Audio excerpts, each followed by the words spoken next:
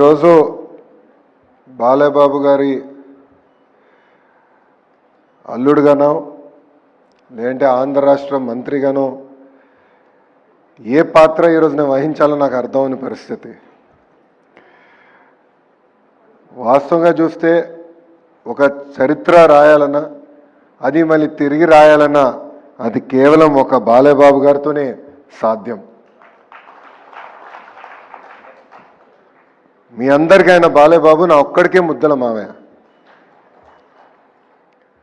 50 సంవత్సరాలు సినిమా రంగంలో అదేవిధంగా రాజకీయాల్లో కూడా ఒక ప్రత్యేక స్థానం సాధించుకున్న వ్యక్తి బాలయ్యబాబు గారు.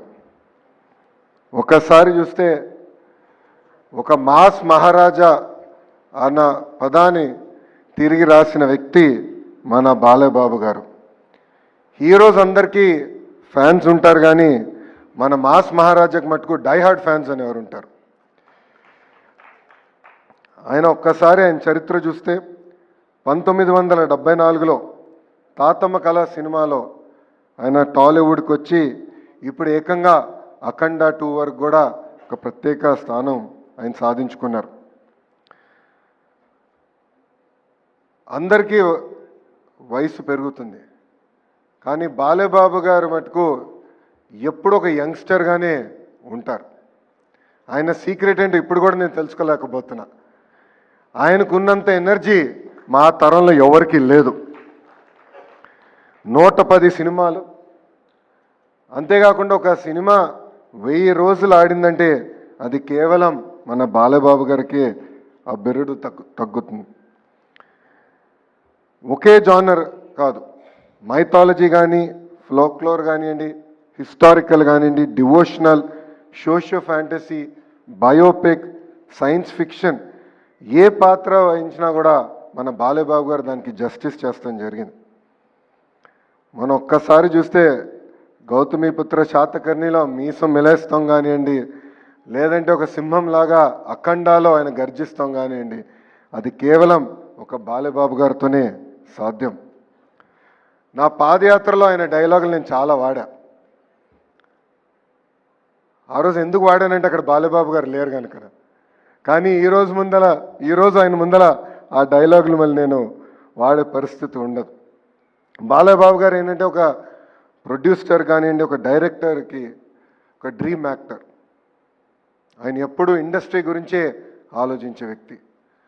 కోవిడ్ వచ్చినప్పుడు కూడా ఏకంగా సినిమా రంగమే ఒక సంక్షోభంలో ఉంటే ఆయన స్టార్ట్ చేసిన సినిమా ఎన్ని ఇబ్బందులున్నా పూర్తి చేస్తాం కూడా ఆనాడు జరిగింది.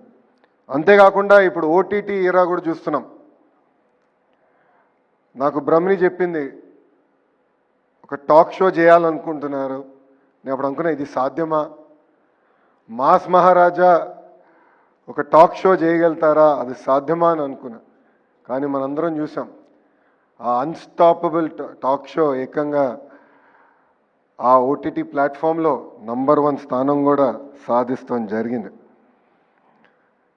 బాలయ్యబాబు గారు ఒక బోలా శంకరుడు. మనసులో ఏమున్నా ముఖమైన సూటిగా చెప్పే వ్యక్తి, ఎప్పుడేమీ దాచుకోరు. అందుకే సినిమా ఇండస్ట్రీ మొత్తం ఆయనతో నిలబడుతుంది. బాలయ్యబాబు గారు జర్నీ చూస్తే ఒక స్ట్రైట్ లైన్ కాదు, అప్స్ ఉన్నాయి, డౌన్స్ ఉన్నాయి. కానీ ఆయన డౌన్ని ఎప్పుడు అప్ ఎట్లయితే ప్రవర్తిస్తారో అట్టనే తీసుకున్న వ్యక్తి మన బాలయ్య. 50 సంవత్సరాలు చాలా కష్టపడ్డారు.